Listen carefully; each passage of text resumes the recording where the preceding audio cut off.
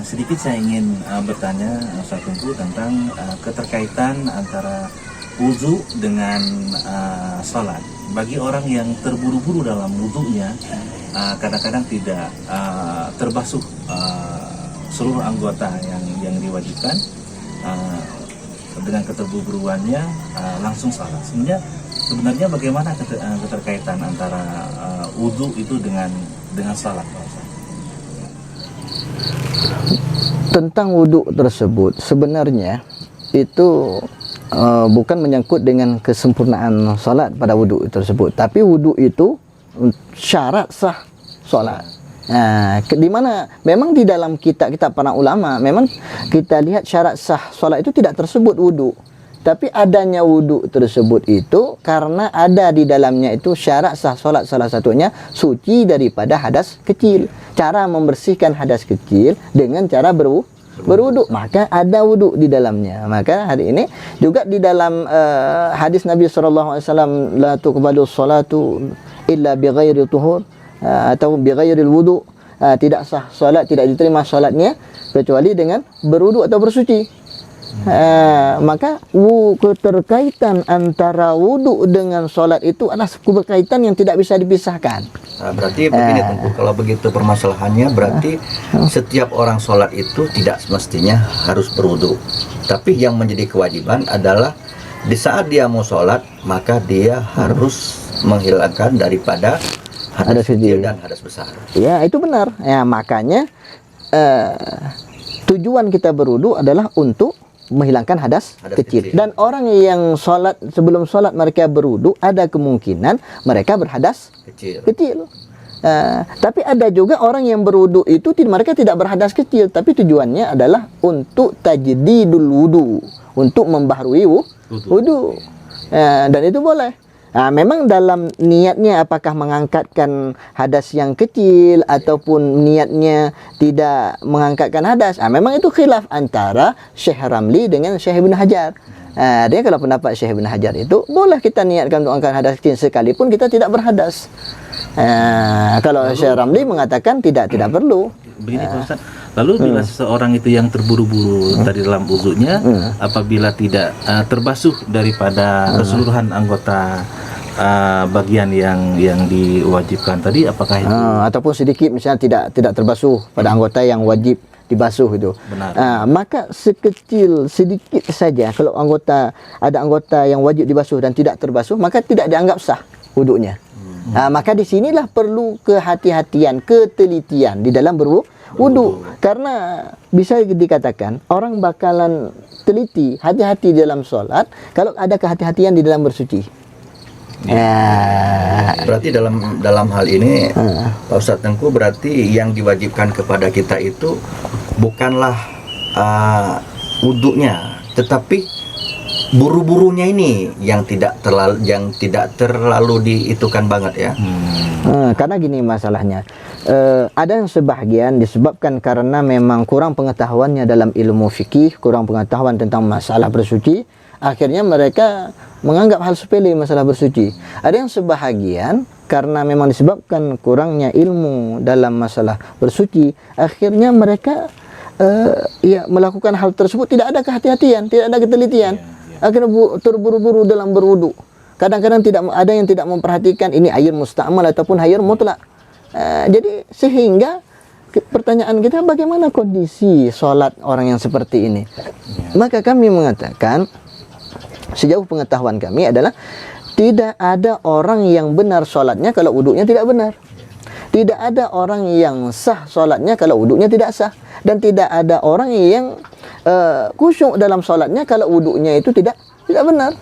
Tapi saya potong sedikit, Pak Ustadz Tengku. Dalam permasalahan ini kan kebanyakan karena orang selalu berorientasi kepada permasalahan buru-buru itu hanya karena ingin mengejar pahala 27 apa 2? Iya. Itu banyak seperti itu. Karena kenapa? Imam sudah baca surat, jadi saya harus buru-buru. Ini seperti saya katakan tadi, ini disebabkan karena kurang ilmu mereka, kurang mendalami dalam ilmu fikih.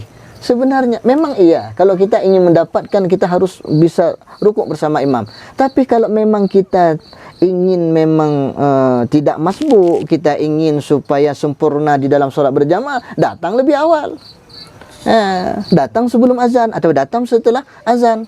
Jadi sehingga kita wuduk kita tidak terburu-buru, kemudian kita pun masih sempat solat sunat rawatib, kemudian kita juga ketika imam takbir langsung takbir. Tapi ketika mereka datangnya terlambat karena ala kesibukan duniawi, kemudian mendengarkan ala imam sudah membaca surat, akhirnya terburu-buru wuduknya, ini termasuk adalah cara iblis menggoda orang yang solat tersebut. Jadi di tempat wuduknya mereka digoda supaya terburu-buru. Akhirnya apa? Tidak benar wuduknya. Kadang-kadang tidak sah wuduknya, tidak sempurna wuduknya. Maka mempengaruhilah kepada dalam solatnya. Akhirnya ketika saat masuk ke dalam masjid, solatnya juga terburu-buru. Allahu Akbar. Ini adalah sesuatu yang salah, sesuatu yang keliru. Maka bagi kita hari ini yang sudah belajar ilmu tersebut ataupun masih kita terus mendalami adalah tentang ilmu fikih, khususnya dalam mazhab Imam Syafi'i, kemudian juga kita mendengarkan penjelasan para ulama, itu harus ada kehati-hatian. Berarti dalam hal itu kalau sifatnya buru-buru berarti pahala 27 itu nggak dapat dong. Jangankan seperti itu. Ada orang tidak terburu-buru, rajin, datangnya malah sebelum azan. Tidak terburu-buru, wuduknya tidak terburu-buru, tapi karena kurang ilmunya akan tidak memperhatikan di dalam solat tersebut. Karena gini, tidak semuanya orang yang solat berjamaah itu mendapatkan 27 atau 25 derajat solat. Itu sudah pernah kita sampaikan. Gini kita ulang lagi, insyaallah. Jadi kata Imam Ghazali, yang dimana beliau adalah nukilkan daripada sebahagian para ulama, di mana beliau mengatakan ada manusia itu keluar dari solatnya. Orang yang solat tersebut keluar daripada solat. An-nasu yakhruju minas solati ala salasati aqsamin. Manusia itu ataupun orang yang solat keluar dia daripada solat itu ada 3 kelompok. Yang pertama adalah wa ta'ifatun bi 25 solatan wa humul ladzi yukabbiru wa yarka'u ba'da ruku'il imam. Yang kelompok yang pertama adalah mereka keluar daripada solat memperoleh 25 derajat, karena memang masalah fadilah solat berjamaah ada pendapat, satu riwayat 27, satu riwayat 25. Mungkin para ulama ini adalah berpendapat sebagaimana riwayat Imam Muslim 25 derajat. Mendapatkan 25 derajat solat. Siapa mereka? Adalah mereka yang takbir dan rukuk, yang takbir setelah takbir imam, yang rukuk setelah rukuk imam. Yang kedua, wa ta'ifatan bi sholatin wahidatin. Kelompok yang kedua itu hanya mendapatkan satu solat saja, padahal mereka solat berjamaah. Siapa mereka? Wahumul ladzi yusawunahu. Mereka adalah yang menyamai gerakan imam. Dan kelompok yang ketiga tersebut ta'ifatun bila sholatin wahumul ladzi yasbaquna iman. Jadi mereka tidak mendapatkan sama sekali pahala berjamaah karena mereka mendahului imam. Jadi hari ini ada orang yang sholat berjamaah, mungkin bisa kita katakanlah mereka wuduknya tidak terburu-buru, tapi karena kurang ilmunya, mereka menganggap misalkan saya sudah mendapatkan pahala berjamaah. Belum tentu. Maka hal-hal ilmu itu harus diperhatikan dengan baik.